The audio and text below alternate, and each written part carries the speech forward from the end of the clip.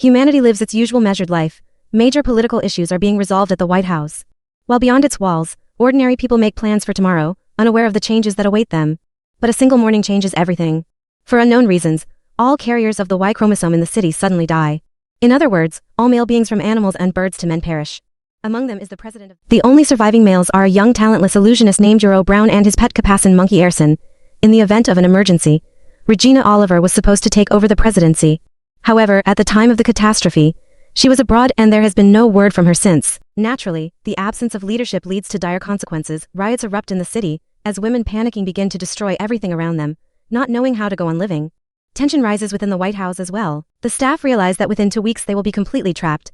Coal and clean water supplies will run out, food won't last long either, animals can no longer reproduce. And growing enough reserves in a short time is simply impossible, and this doesn't affect just one city, it will impact everyone. Senator Jennifer Brown takes the reins of leadership. She is soon approached by Agent Sarah Bergen, a member of the president's secret task force designated 355. Sarah reports that she was sent here due to some real threat, but didn't have time to receive detailed instructions about her new mission. During all this time, Yorick stays in his apartment to avoid becoming a target for desperate women. However, as supplies start to dwindle, he decides to leave a note for his girlfriend and venture out to scout the situation. At the same time, Senator Brown sends Sarah on a mission to find her daughter, Hero, who has not made contact since the disaster. But Hero isn't rushing to hide in a safe place. Instead, she travels to a refugee center to help those in need, including the wife of her deceased lover. After that, Hero returns to the hideout where her friends are gathered. At first glance, it seems there are still some surviving men in the city, but it quickly becomes clear that these men were born in female bodies and have transitioned through hormone therapy. Therefore, the mysterious plague had no effect on them. In New York City, evacuation begins and heavy military vehicles patrol the streets. Yorick has to hide to avoid being caught by the military. Still, he manages to sneak into a local bar to leave another message for his girlfriend. Yorick continues to hope that she is alive and that upon seeing his autograph, she might return home. Usually, Yorick manages to stay under the radar, but this time things don't go according to plan. His capuchin escapes, forcing Yorick to chase after him. The restless Amperin descends into the flooded subway and disappears into the dirty water filled with the corpses of the dead. Fighting his disgust, Yorick decides to follow, unwilling to lose his only friend. At one point, Yorick thinks he sees another living man nearby, but it appears to be just a vision. Shining his flashlight around, he sees nothing but dirty water. After climbing out of the water, Yorick sneaks into a clothing store to change. However, he fails to stay hidden. The shopkeepers spot the naked visitor and freeze in shock. One of the women suggests capturing the guy and handing him over to the authorities for a nice reward. But ultimately, taking pity on him, they let Yorick go, giving him a set of clean clothes. The stress Yorick has endured nearly drives him insane. Looking through the videos on his phone, he recalls the day Aaron came into his life, and hearing his friend's voice, the little monkey emerges from his hiding spot. The duo returns home feeling safe there. But when Yorick hears the door opening, he realizes he was wrong. Someone has broken into the apartment and he'll have to defend himself. Arming himself with a guitar, he hides behind the corner, but he doesn't get a chance to strike. Sarah proves faster and stronger. She disarms Yorick and after a few hours delivers him to his mother, Senator Brown. The pilots who brought Yorick to the White House are locked away. Sarah explains that they need to rest after a long flight, but everyone understands the real reason. No one must find out that the new president's son has survived. Otherwise, suspicions of conspiracy could arise and lead to even greater chaos. Yorick himself is not thrilled about the situation either. After getting some rest from everything he has been through, he decides to look around, but his curiosity almost leads to disaster. In an abandoned office, he is discovered by Mara, the widow of the deceased president. Jennifer and Sarah arrive just in time and manage to make it. Seems like Mara is suffering from a mental breakdown. Jennifer Brown instructs her aides to find a geneticist who can examine Yorick and figure out what happened on the planet and why he and the capuchin survived.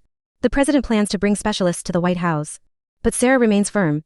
It's too dangerous and they must get Yorick out of the city. Meanwhile, Yorick manages to hide, but the threat hanging over the conspirators grows, and Sarah insists that the boy must be taken out of the White House. The late president's daughter tries to find out exactly what her mother saw that night. Jennifer assures the girl that it was nothing but a hallucination. But Kimberly suspects that President Brown is lying to her. The agent is ready to take on this risky mission, but it must be done as quickly as possible. Meanwhile, in Israel, a wounded woman regains consciousness. Upon learning that all the men on Earth have died, she declares that she must now claim the presidency of the United States. Nora Brady, a former presidential advisor, is forced to wander with her young daughter, Mackenzie, having lost her husband and sons and left without any means to survive. Nora struggles to pull herself together, but ultimately decides to fight to save herself and her daughter. News reaches the White House that Regina Oliver, the main candidate for the presidency, is alive. This leads to a split among the staff. One part remains loyal to Jennifer Brown, while the other sides with Regina Oliver and Kimberly, the president's daughter. Given the situation, Jennifer has no choice but to agree with Sarah and allow her son to be moved to a safer location. Sarah enlists the pilots who had previously transported Yoro, motivating them by awarding hero stars and promising eternal glory if they succeed in their mission. The only way to secretly get Yoro out of the building is in a cart with dead bodies. The boy tries to refuse and come up with another plan, but Sarah remains adamant. They cannot afford to take risks and Yoro will have to endure it. The agent successfully smuggles Yoro out and transfers him to a helicopter. She intends to pilot it herself. A second helicopter carrying only female pilots will fly ahead as a diversion, however. As soon as the helicopters reach a certain altitude and disappear from view, the escort helicopter loses control and explodes into a shower of burning debris. The sight horrifies Yoro, but Sarah remains calm, knowing this was the price of the pilot's silence after several hours of flight. Sarah and Yoro land in a forest to take a short break. The agent, unable to bear the smell, asks the boy to undress. After riding in the cart with the corpses, he smells terrible, and it would be better to wash his clothes before continuing their journey. Meanwhile, Yoro's sister Hiro sets out to find a safe place accompanied by her friend, a trans man. Along the way, they stop at a looted store, hoping to find some food, but instead, they encounter the frightened Nora and Mackenzie. Examining the girl's leg, Hiro notices a serious infected wound and asks Nora to allow her to provide first aid so that they can continue moving. Back in the forest, Sarah and York's camp is attacked by a gang of wild looters. Sarah tries to distract them and talk them down, but to avoid any risk, Yoro puts on a mask and waves a stick to scare the girls away, fearing that they might ruin their plan. The unexpected guests leave, but Sarah and Yoro decide not to stay put. They make their way to the nearest town, where they trade a helicopter generator and a couple of grenades for a motorcycle. While Sarah inspects and checks the motorcycle, Yoro, forgetting all safety rules, runs off to a deserted spot, convinced that he saw his girlfriend Beth in the crowd. This foolish act lands him in a trap. He is surrounded by female police officers who tear off his mask and discover his secret. Sarah has to intervene to protect her companion. Fighting off the officers, she manages to drag Yoro away, but as soon as they get a free moment, Sarah stops the bike to bring the loser back to his senses and remind him how important the mission is, a mission he had just nearly sabotaged. Meanwhile, Hiro, her friend, and their new companions find shelter for the night in an abandoned women's shelter. Hiro confides in Nora that her daughter has serious medical problems. She needs antibiotics. Pharmacies have long been looted along with the empty houses. Stricken by fear and helplessness, Nora steps outside so that her daughter doesn't see her tears, but outside she faces a new trial. Horsewomen appear in the courtyard claiming to be the rightful owners of the house, and they don't seem to happy about uninvited guests. The rest of the visitors are quickly discovered by the horsewomen as well. They are herded into the stables to get rid of extra mouths to feed. However, Nora notices something that might save them. One of the horsewomen turns out to be wounded and Nora asks Hiro to examine the girl and provide help. Hiro tries her best, but the gunshot wound is too severe, and there's nothing available but duct tape and a couple of rubber gloves. Hours of makeshift surgery don't bring any improvement. The girl's condition worsens, and the leader of the women's gang, Roxanne, decides to end her suffering, to Nora's surprise. Roxanne proves to be kind and understanding. She invites the guests to stay in their house for the night and promises to provide the antibiotics needed for Mackenzie. As the group follows Roxanne, Hiro realizes that antibiotics are just a small part of what the gang controls. They own an entire shopping mall stocked with supplies. Meanwhile, Sarah and York continue making their way toward Boston, hoping to find geneticist Allison Mann. But at the city's entrance, they encounter a military checkpoint heavily guarded and armed with tear gas. Sarah proposes that they split up. She will distract the soldiers while Yoro and Amperin sneak around the blockade. Meeting Boston's colleagues, Sarah quickly realizes that the absence of men hasn't rid the world of crime. Rebel groups constantly attack Harvard, trying to break in and find answers to their questions. The plan works. While Sarah keeps the soldiers busy, Yoro slips into a headquarters building to hide. However, there he falls into the hands of rebels, risking exposure. Luckily for him, the rebels mistake him for a transman and let him go, even telling him where he can find his people, get the necessary hormones, and hide. At last, Yoro and Sarah locate Allison Mann's apartment and then her office at Harvard. The geneticist is not very pleased to see strange visitors, but the moment Yoro removes his mask, she immediately understands why they are there. Mann realizes she must study the boy in his capuchin, but it's impossible to work at Harvard. There's no equipment or biological samples left. Therefore, she suggests the only possible option, traveling to San Francisco to use the lab there. Sarah agrees to yet another dangerous journey, but secretly sabotages their radio, cutting off their only way of contacting the president. She later uses the radio's malfunction as an excuse to leave, asking Yoro to watch over the geneticists while she finds another way to communicate with the White House. Meanwhile, political infighting over power resumes. But not everyone is focused on that. One of Jennifer Brown's aides, Christine, falls ill and fears she has lost her baby. However, an ultrasound reveals the opposite. The pregnancy is progressing and it's quite possible the child is a boy. Sarah breaks into a stranger's house only to find that the homeowner is just as skilled and dangerous as the secret agent herself. A fight breaks out between the two women, but once they allow each other to speak, it turns out that both intruders work for the same organization and came here for the same reason, to find the homeowner and put a bullet in her. After learning about the helicopter crash, Jennifer is beside herself with worry. But Christine tries to calm her down. The search team reported that they found the bodies of only two pilots. The relief doesn't last long. The president realizes that Sarah most likely staged the crash to eliminate unnecessary witnesses. A terrible thought strikes her. Yorick is in the company of a dangerous criminal and there's no telling what Sarah might do to him. Regina Oliver, the main contender for the presidency, is brought to the White House. Taking advantage of this, Kimberly starts plotting a coup to get rid of the hated Jennifer Brown and eventually seize power herself. Meanwhile, Allison Mann confesses to Yorick that she isn't confident about the success of her research. She doesn't know if they'll have the resources to find out why the men died or whether it certain hard times lie ahead for both Yorick and his captain. Soon they will become experimental subjects. Sarah returns to the office and proposes that they set off. For some reason, she lies to Yorick, claiming that she spoke to his mother and that they now have permission to travel to San Francisco. The trio sets off on their journey, unaware that a military patrol is already circulating around the city with Sarah's photo. While the women wait for a safe window between the gas deployments, Yorick decides to visit the place the rebels had told him about. A community of transgender people, where he can remove his mask and show his real face without fear. Sarah flies into a rage over Yorick's latest stunt. But it soon becomes clear that the real threat isn't him, it's her. The patrol arrives at the community and shows everyone her picture. The trio manages to escape from under the hunters' noses and hides in a church where Sarah is forced to admit that she has no communication with the White House and has been making all decisions on her own. Meanwhile, Hero, her friend, and Nora with her daughter, continue to live in Roxanne's commune. At first glance, it seems they found a true paradise. There's food, medicine, and safety. But when Nora tries to take her daughter away from another radical feminist meeting, Roxanne explodes with rage. She reminds them that they are guests and must follow her rules and obediently listen to everything she says. Moreover, Roxanne does everything she can to make young Mackenzie hate men and join their movement. Another such meeting is interrupted by a battle alarm. The women quickly set up barricades and arm themselves to defend their supermarket. The enemies turn out to be a small group of desperate women with a little girl. Roxanne goes out to meet them, but she no longer accepts outsiders into her commune.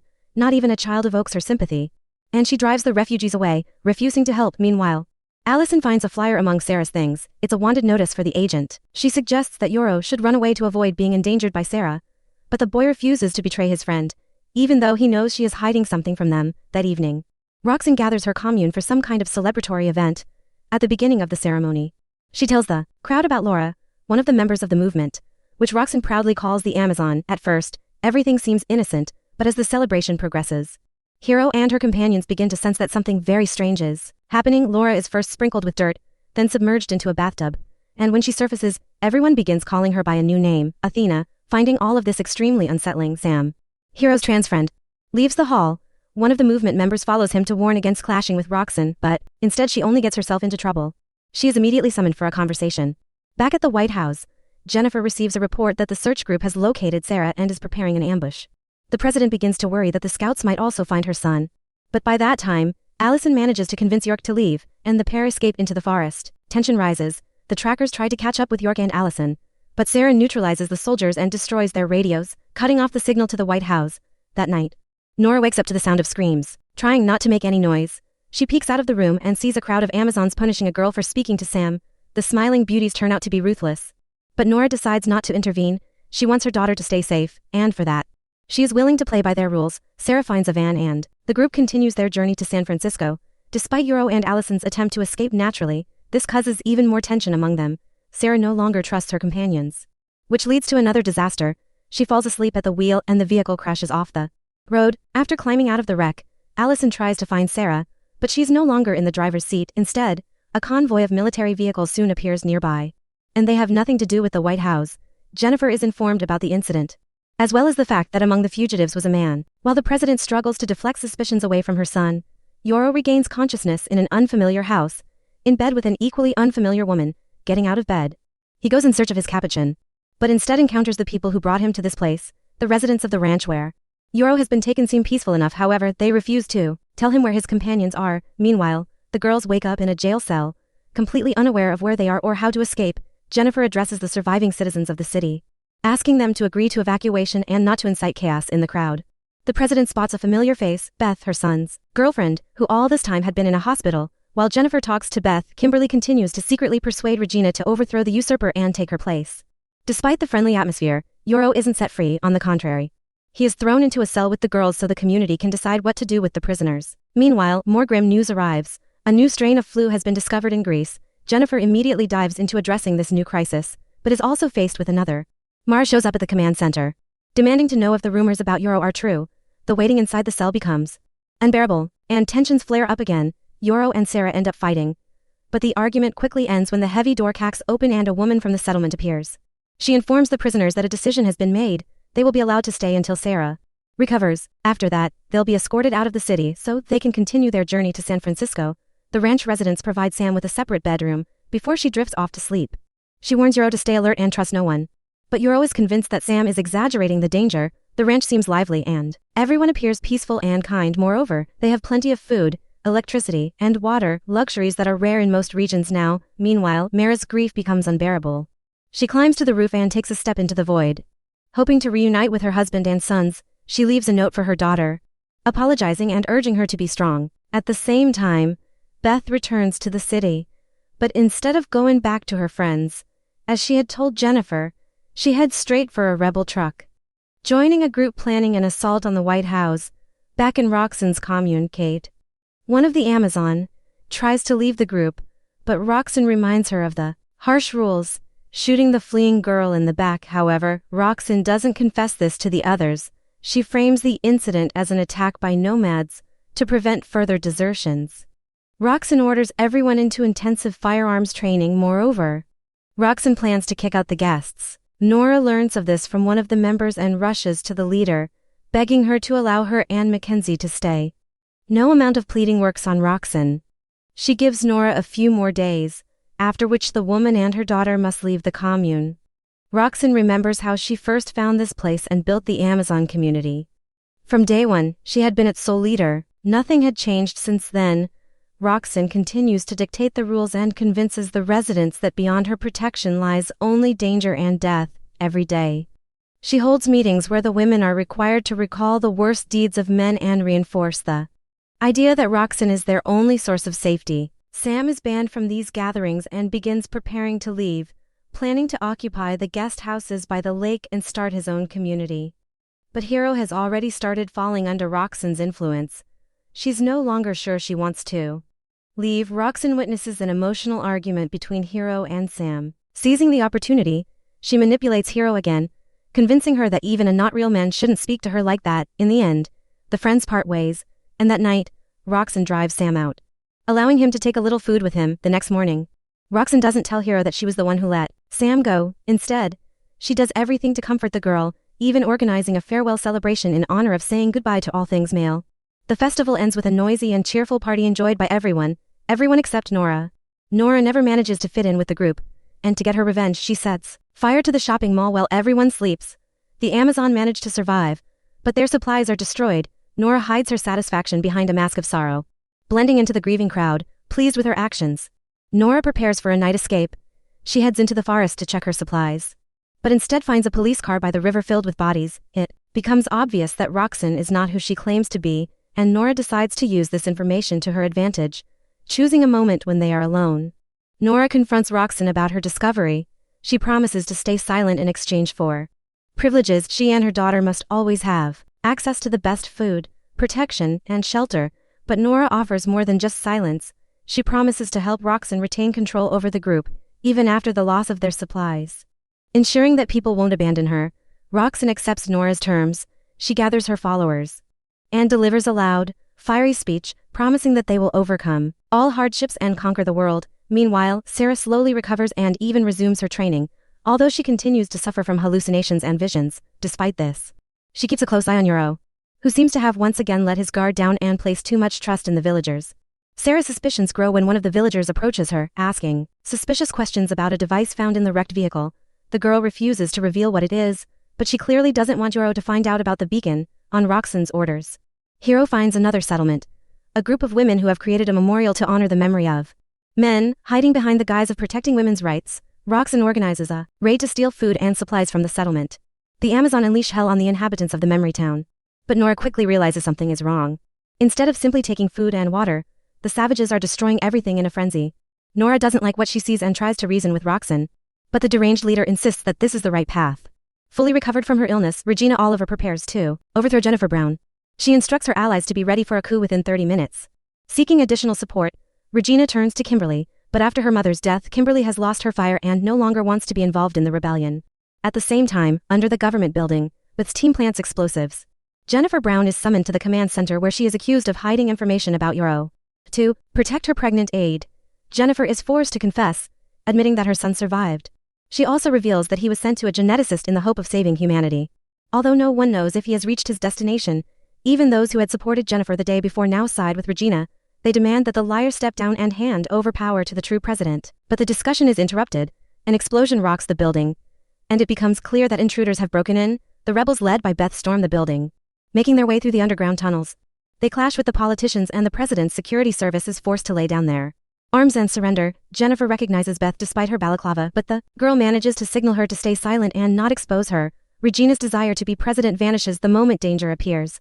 Thus, Jennifer Brown has to take responsibility and negotiate with the rebels. Responding to their demands, the rebels move the hostages out of the control center, hoping to leave the building with them without encountering the feral townspeople. At that moment, Regina begins to assert that she is the rightful president and everyone must obey her. In a fit of rage, she accuses everyone of betrayal, attempts to expose her former allies, including Kimberly, and as the final blow, announces that Jennifer Brown's son is alive. One of the rebels silences the hysterical woman with a bullet to the forehead, but the damage is already done, her words have been spoken, and most importantly, the rebels' plans are now thrown into chaos. Meanwhile, Yorick's prolonged stay at the settlement leads to trouble.